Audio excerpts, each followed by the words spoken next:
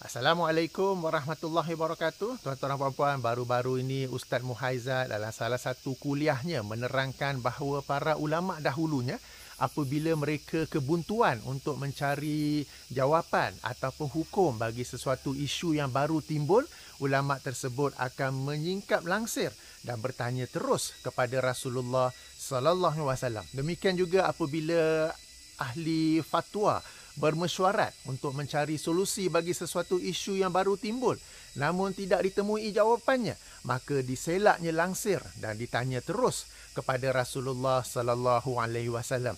Demikian juga jika ingin diketahui darjat sesuatu hadis, apakah sahih ataupun selainnya, maka disingkap tagir dan ditanya terus kepada Rasulullah sallallahu alaihi wasallam. Tuan-tuan dan puan-puan, apakah dakwaan ini benar atau semata-mata cerita kosong yang disampaikan oleh beliau? Baik, jadi dalam video ini saya akan memberi penjelasan bahawa perkara itu sebenarnya adalah tidak benar dan saya akan menggunakan biografi 4 imam mazhab yang sama-sama kita kenali untuk dijadikan hujah, dijadikan bukti bahawa apa yang dikatakan oleh Muhaizat itu adalah tidak benar. 4 imam mazhab itu ialah Imam Malik, Imam Abu Hanifah, Imam Asy-Syafi'i dan juga Imam Ahmad bin Hanbal. Baik, kita mulakan dengan Imam Malik. Semua imam-imam ini mereka adalah ahli fiqh dan juga ahli hadis. Jadi mereka pun akan menilai darjat hadis dan mereka juga akan mengeluarkan hukum. Jadi keempat-empat imam ini merangkumi ahli fiqh dan ahli hadis. Sama-sama kita lihat apakah mereka untuk mengeluarkan sesuatu hukum ataupun menilai sesuatu hadis, mereka ini menyingkap langsir dan bertanya kepada Rasulullah sallallahu alaihi wasallam. Kita mulakan dengan Imam Malik yang wafat tahun 179 Hijrah, di mana sama-sama kita ketahui Imam Malik beliau tidak pernah keluar daripada kota Madinah kecuali apabila pergi menunaikan ibadah haji. Jika tidak, beliau memang berada di Madinah dan salah satu usul bagi mazhab beliau ialah amalan ahli Madinah. Jika warga Madinah mengamalkannya, maka ia menjadi usul, ia menjadi pandangan Imam Malik. Jika warga Madinah tidak mengamalkannya, maka ia tidak menjadi pegangan Imam Malik. Di sini kita dapat lihat bagaimana Imam Malik rahimahullah tidak menyingkap langsir untuk bertanya kepada Rasulullah sallallahu alaihi wasallam dalam sesuatu isu fiqh atau bertanya kepada Rasulullah sallallahu alaihi wasallam tentang sesuatu hadis. Sebaliknya, apa yang beliau lakukan ialah melihat kepada amalan warga Madinah, amalan ahli Madinah. Jika mereka mengamalkannya, maka ia juga menjadi mazhab Imam Malik. Jika mereka tidak mengamalkannya, maka ia tidak menjadi mazhab Imam Malik. Okey. Baik. Contoh seterusnya ialah Imam Abu Hanifah rahimahullah yang wafat tahun 150 Hijrah. Beliau berpusat di Kufah dan di Kufah pada zaman itu faktor-faktor sejarah menyebabkan Imam Abu Hanifah sukar menilai sesuatu hadis apakah ia sahih ataupun tidak. Dan dalam menghadapi kesukaran ini, Imam Abu Hanifah tidak menyingkap langsir dan bertanya secara direct kepada Rasulullah sallallahu alaihi wasallam. Sebaliknya, beliau lebih banyak menggunakan fikirannya, lebih banyak menggunakan fikirannya bagi mengeluarkan sesuatu hukum, sehingga mazhab beliau pada ketika itu lebih masyhur dikenali sebagai mazhab ahli ra'yu. Okey, jadi ini Imam Abu Hanifah ya. Sekali lagi saya ulangi, disebabkan oleh faktor sejarah dan lokasi beliau di Kufah pada ketika itu, beliau sukar untuk menyemak sesuatu hadis ataupun beliau berhati-hati sebelum menerima sesuatu hadis. Okey, dan beliau tidak menyingkap takbir, menyingkap langsir untuk bertanya terus kepada Rasulullah sallallahu alaihi wasallam. Sebaliknya, apa yang beliau lakukan ialah banyak menggunakan fikirannya seperti kaedah qiyas, istishhad dan sebagainya untuk mengeluarkan sesuatu hukum. Bila saya kata banyak menggunakan fikiran, ini bukan Islam liberal lah. Okey, ini bukan Mu'tazilah, ini lain. Ini Imam Abu Hanifah. Kemudiannya, dua orang anak muridnya yang senior, yang top, seperti Imam Abu Yusuf dan Imam Muhammad bin Hasan Asy-Syaibani, memperincikan, mengemaskinikan mazhab beliau dengan hadis-hadis yang telah mereka temui setelah itu. Jadi ini sebagai contoh bagaimana Imam Abu Hanifah, beliau tidak menyingkap langsir untuk bertanya terus kepada Rasulullah sallallahu alaihi wasallam. Seterusnya, Imam Muhammad bin Idris Asy-Syafi'i, Imam Asy-Syafi'i yang wafat tahun 204 Hijrah. Beliau juga dalam sesuatu isu tidak menyingkap langsir dan bertanya terus kepada Rasulullah sallallahu alaihi wasallam. Sama-sama kita mengetahui bahawa Imam Asy-Syafi'i ada dua pandangan dalam isu-isu fiqh, disebut sebagai kaul qadim dan kaul jadid. Kaul qadim adalah pandangan beliau yang awal, kaul jadid adalah pandangan beliau yang baharu apabila beliau menemui lagi hadis-hadis Rasulullah sallallahu alaihi wasallam dalam sesuatu isu, lalu beliau memperkemaskinikan pandangan beliau yang sebelum itu. Jadi sekali lagi, Imam Asy-Syafi'i beliau tidak menyingkap langsir untuk bertanya kepada Rasulullah sallallahu alaihi wasallam. Sebaliknya, beliau terus mencari hadis. Imam Asy-Syafi'i banyak mengembara mencari hadis, dan apabila banyak hadis-hadis baharu yang beliau temui, beliau memperbaharui pandangannya yang lama. Dan ini menjadi bukti bahawa beliau, Imam Asy-Syafi'i, tidaklah menyingkap langsir untuk bertanya kepada Rasulullah sallallahu alaihi wasallam. Demikian juga bagi Imam Ahmad bin Hanbal yang wafat tahun 241 Hijrah. Beliau juga dalam beberapa isu fiqh dikenali memiliki satu ataupun dua pandangan. Okey, dan sekali lagi ini menunjukkan bahawa beliau, Imam Ahmad bin Hanbal, tidak bertanya secara terus kepada Rasulullah sallallahu alaihi wasallam.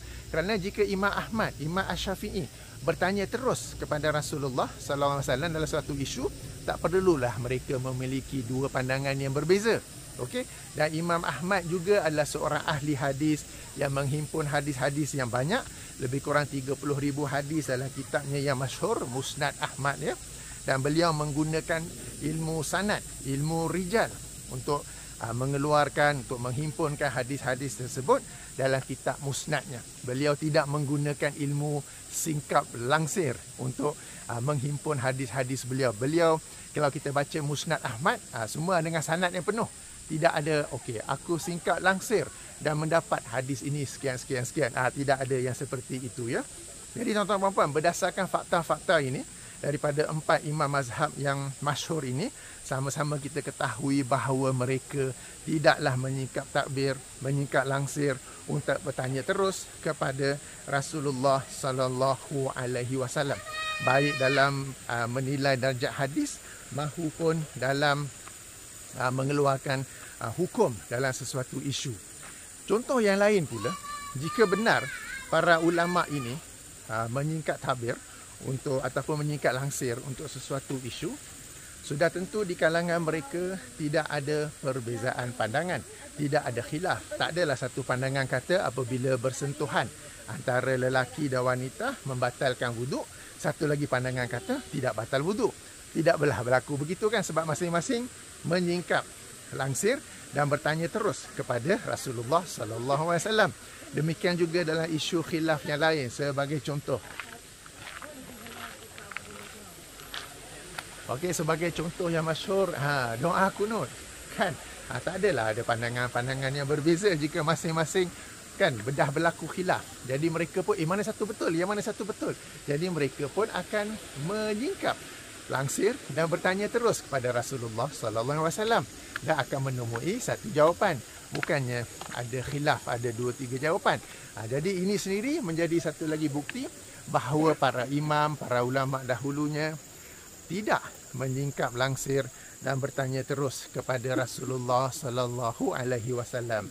Demikian juga dalam menilai hadis. Jika para ahli hadis mereka ini bertanya terus kepada Rasulullah sallallahu alaihi wasallam, tak perlulah mereka mencari para perawi hadis, mencari sanad, kemudiannya menyemak biografi para tokoh, para rijal, para perawi dalam sanad tersebut dan kemudiannya menilainya sebagai sahih ataupun tidak. Boleh saja mereka bertanya terus kepada Rasulullah sallallahu alaihi wasallam.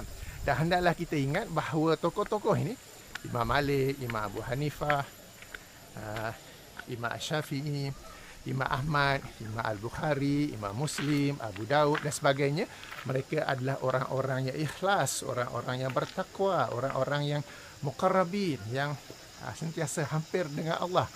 Dan jika benar mereka ini dapat berhubungan terus, nescaya mereka akan melakukannya dan menerangkannya kepada kita.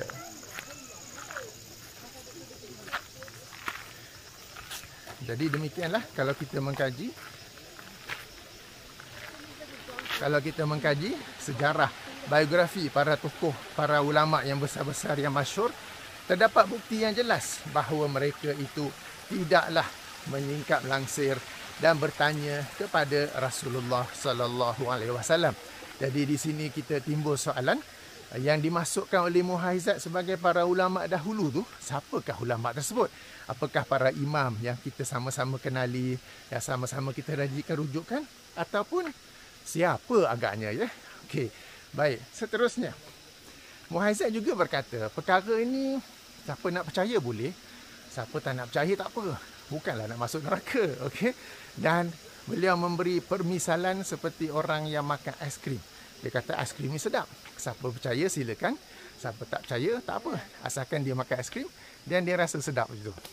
Okey, ini adalah satu permisalan ataupun contoh yang sangat buruklah, sebab kita sedang bincang perkara agama dan bukannya cita rasa makanan. Cita rasa makanan memang siapa suka nasi dagang dipersilakan, siapa suka nasi kerabu dipersilakan, kan, masing-masing ada cita rasa masing-masing. Tetapi ini kita bincang tentang usul agama, di mana para ulama dalam kitab-kitab mereka telah menyusun dan menerangkan cara-cara mereka mengeluarkan hukum, cara-cara untuk mengeluarkan hukum daripada dalil-dalil dalam agama, bukan sekadar Al-Quran dan Sunnah, tetapi ada ijma', ada qiyas, ada istisad, ada maslahah mursalah, ada kaul sahabat, ada uruf, ada macam-macam lagi, kan. Jadi sia-sia saja semua tu jika sesuatu persoalan itu hanyalah semudah menyingkap langsir dan bertanya terus kepada Rasulullah sallallahu alaihi wasallam. Demikian juga para ahli hadis, mereka juga bersusah payah untuk menyusun ilmu hadis, bersusah payah untuk menyusun kitab-kitab hadis dengan sanad-sanadnya, dengan biografi para perawi hadis di dalam itu. Semua itu menjadi sia-sia jika seseorang itu sekadar boleh mendakwa singkap langsir, okey, singkap tabir, singkap langsir dan bertanya terus kepada Rasulullah sallallahu alaihi wasallam.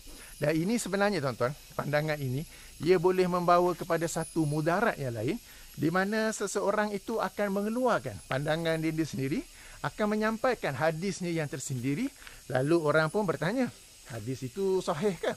Dia kata tak payah tanya, sebab aku telah bertanya terus pada Rasulullah SAW, ataupun aku mendapat hadisnya secara terus daripada Rasulullah SAW. Demikian juga jalan sesuatu amalan, sesuatu hukum, bila orang bertanya dalil, dia akan berkata, tak payah tanya dalil, aku telah bertanya terus kepada Rasulullah sallallahu alaihi wasallam. Jadi ini dibimbangi, apa yang cuba dipermainkan, disampaikan oleh Muhaizat ini adalah satu helah untuk mengelak orang daripada bertanya dalil ataupun mengelak orang daripada bertanya tentang darjat hadis, sebab mungkin dia sendiri yang tak boleh jawab. Okey, mungkin saja, ya. Jadi tuan-tuan dan puan-puan, sekali lagi saya ulangi bahawa para ulama rahimahullah ta'ala, kalau kita kaji biografi mereka, kita kaji dasar-dasar mereka, disiplin ilmu mereka, tidak akan kita temui bahawa mereka itu menyingkap langsir dan bertanya terus kepada Rasulullah sallallahu alaihi wasallam. Di sini ada satu perkara tambahan saya nak sampaikan, bahawa dalam Islam ada sesuatu yang dinamakan sebagai ilham, kasyaf dan mimpi. Perkara ini memang para ulama ada bicarakan dan memang mereka menerangkan bahawa Allah Subhanahu Wa Taala ada mengurniakan kepada hamba-hambanya yang ikhlas, hamba-hambanya yang bertakwa, hamba-hambanya yang muqarrabin, yang sentiasa berusaha untuk mendekatkan diri mereka kepada Allah. Satu anugerah sampai ilham, kasyaf, mimpi. Salah satu atau kesemua tiganya. Ini memang disebut oleh para ulama. Ilham ni macam tiba-tiba ada idea dalam kepala. Kasyaf ini tersingkap baginya sesuatu yang pada awalnya tertutup. Dan mimpi sama-sama kita ketahuilah. Jadi ini memang boleh berlaku dan boleh berlaku juga kepada para ulama, di mana apabila mereka sedang mengkaji tentang sesuatu isu, mereka seperti kebuntuan, lalu Allah SWT mengurniakan ilham atau kasyaf atau mimpi kepada mereka solusi bagi persoalan tersebut. Demikian juga apabila seseorang ahli hadis, jika dia kesukaran untuk menilai darjat sesuatu hadis, ataupun dia sedang mencari biografi perawi dalam sanad tersebut lalu dia tidak menemuinya, maka boleh-boleh sahaja Allah Subhanahu Wa Taala mengurniakan ataupun beri petunjuk kepadanya, baik melalui ilham ataupun kasyaf ataupun mimpi. Pun begitu, meskipun dikatakan perkara ini boleh berlaku, para ulama apabila mereka membicarakan tentang ilham, kasyaf dan mimpi, mereka meletakkan satu perkara yang penting, iaitu yang itu solusi ataupun hukum yang dicuba dibawa oleh seseorang itu yang mereka dapat melalui ilham, kasyaf ataupun mimpi tidak boleh bertentangan dengan mana-mana dalil Al-Quran dan As-Sunnah. Sebaliknya, ia hendaklah selari.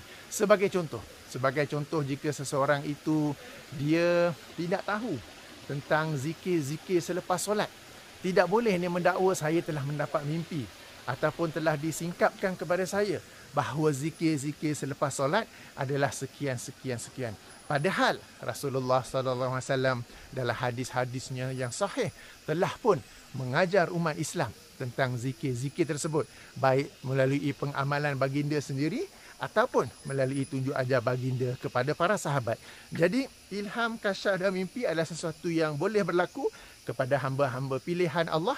Namun, perkara penting, namun ia hendaklah selari dengan Al-Quran dan As-Sunnah. Syekh Yusuf Al-Qaradawi memiliki sebuah buku khas dalam topik ini, Ilham, Kasyaf dan Mimpi, sebuah rujukan yang sangat baik, ya.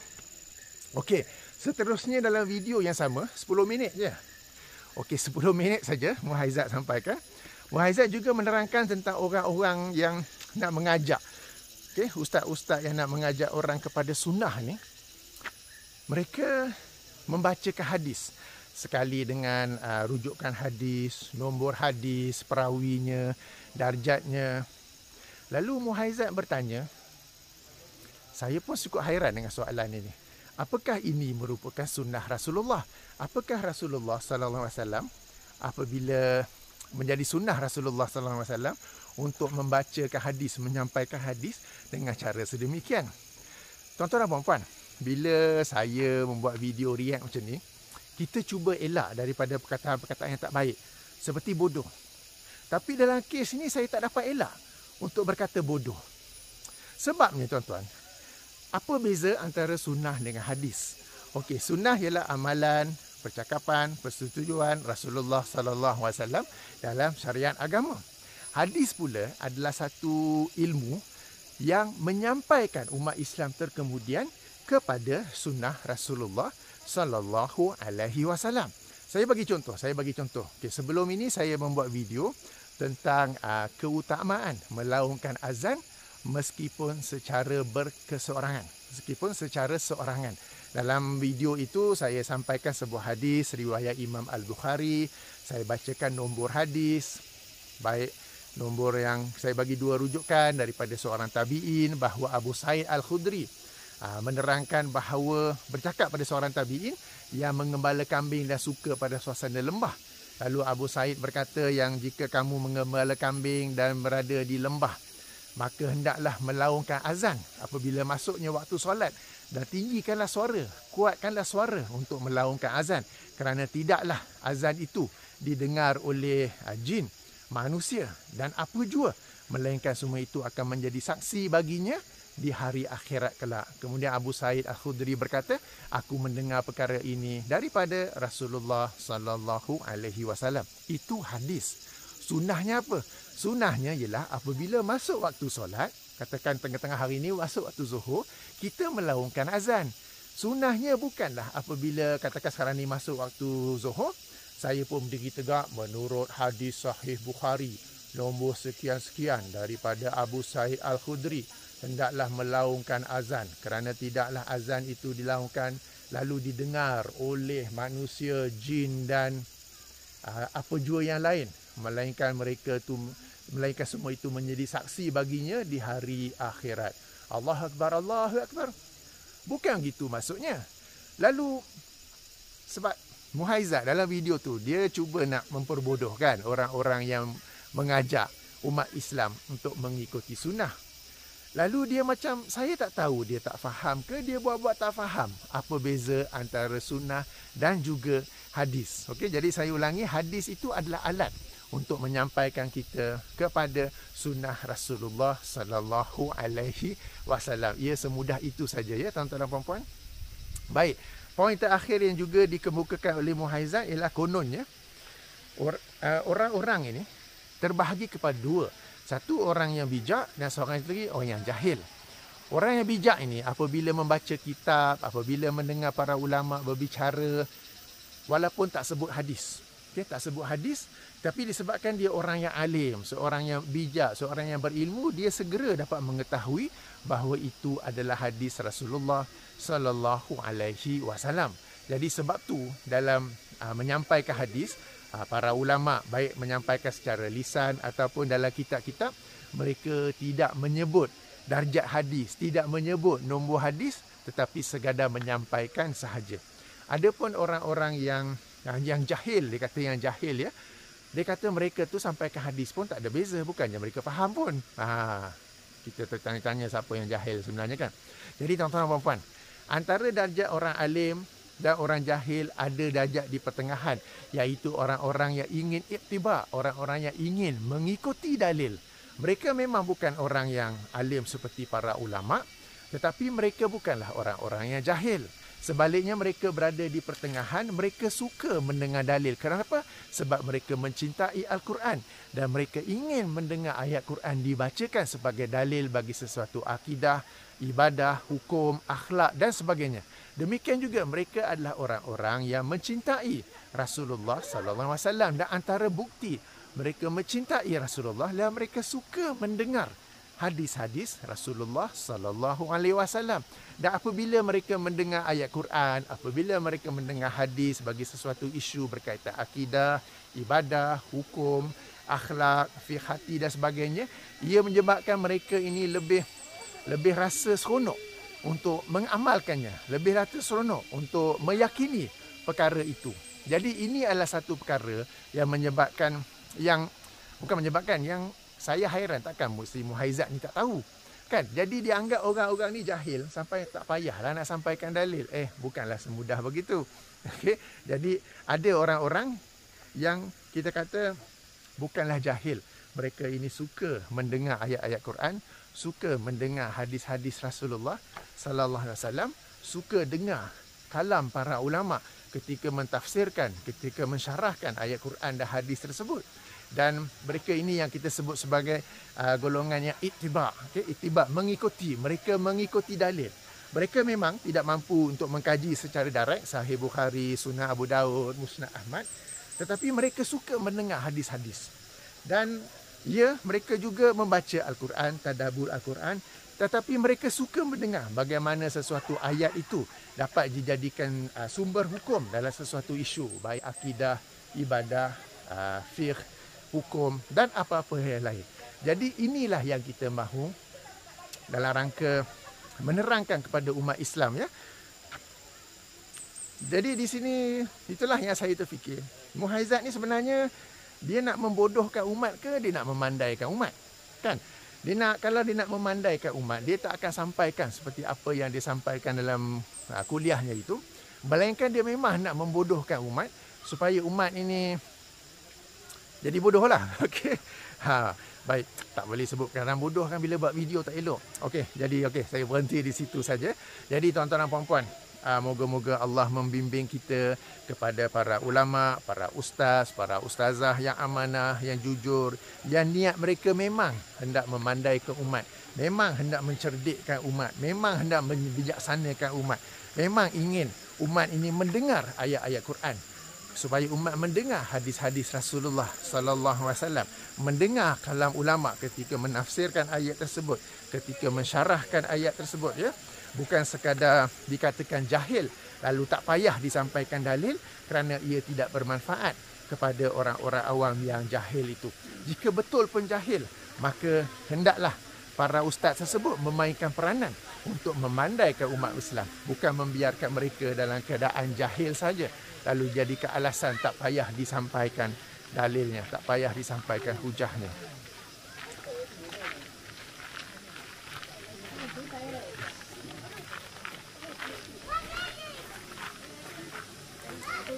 Baik, satu perkara lain sebelum berakhir, Muhaizat ada menerangkan tentang ustaz, seorang ulama yang dia suka, Abdullah Haddad disebutnya, yang buta tetapi dapat menulis kitab.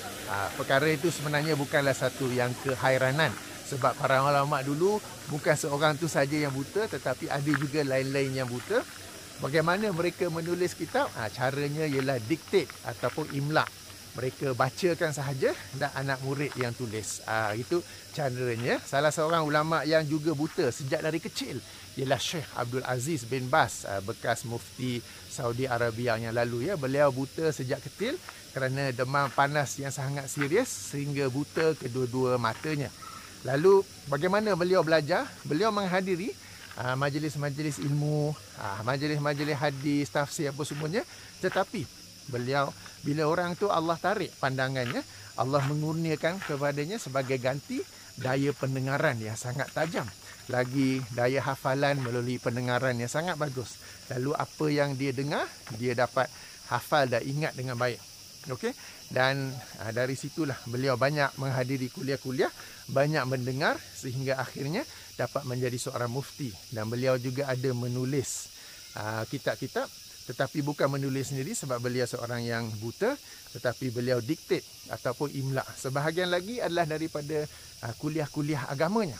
Okey, kuliah-kuliah agama di mana orang merakam dan kemudian menulis hasil daripada rakaman itu. Jadi ia bukanlah sesuatu yang kita kata hanya berlaku kepada Abdullah Haddad saja, tetapi berlaku juga kepada para ulama yang lain. Jadi tuan-tuan dan puan-puan, itulah sedikit sebanyak reaction saya dalam hal ini. Jadi sekali lagi saya mengakhirinya dengan menerangkan bahawa sebagai kesimpulannya beberapa poin penting, bahawa jika kita mengkaji biografi para ulama dahulu kala, baik dalam bidang fiqh, hadis ataupun selainnya, dan kita mengkaji juga dasar-dasar usul-usul mereka dalam hal agama, kita akan dapati bahawa mereka ini berinteraksi dengan ilmu sebagaimana yang kita sedia fahami. Tidaklah mereka ini menyingkap langsir dan bertanya terus kepada Rasulullah sallallahu alaihi wasallam. Keduanya, di kalangan para ulama memang mereka ada bicarakan tentang ilham, kasyaf dan mimpi, bahawa itu boleh saja berlaku anugerah Allah Subhanahu Wa Taala kepada hamba-hambanya yang terpilih. Namun yang pentingnya hasil daripada ilham, kasyaf dan mimpi itu hendaklah tetap selari dengan Al-Quran dan As-Sunnah. Ia tidak boleh menjadi sesuatu yang totally new daripada Al-Quran dan Sunnah. Jika totally new, baru seluruhnya, menjadilah ia satu perkara yang bid'ah. Okey. Yang ketiganya, hadis adalah ilmu yang menyampaikan kita kepada sunnah Rasulullah sallallahu alaihi wasallam. Keempat, okey, memang ada orang yang alim, tetapi ada juga orang yang bawah sikit, iaitu orang-orang yang suka iktibar, mengikuti dalil, mengikuti firman Allah, mengikuti hadis Rasulullah sallallahu alaihi wasallam. Jika benar pun ada orang dalil, jika benar pun ada orang yang jahil, tidak patut dibiarkan mereka itu sebagai tak payah cakap dalil pada mereka, bukan mereka faham pun. Padahal sepatutnya seorang ustaz itu berusaha untuk memandaikan umat Islam dengan dalil-dalil dan bagaimana memahami dalil tersebut untuk menjadi sumber hukum. Baik, moga-moga Allah SWT sentiasa menunjukkan kita kepada para ustaz, para ustazah, para ahli ilmu yang ikhlas, bertakwa dan muqarrabin. Subhanakallahumma wa bihamdika asyhadu an la ilaha illa anta astaghfiruka wa atubu ilaika. Assalamualaikum warahmatullahi wabarakatuh. Stop recording.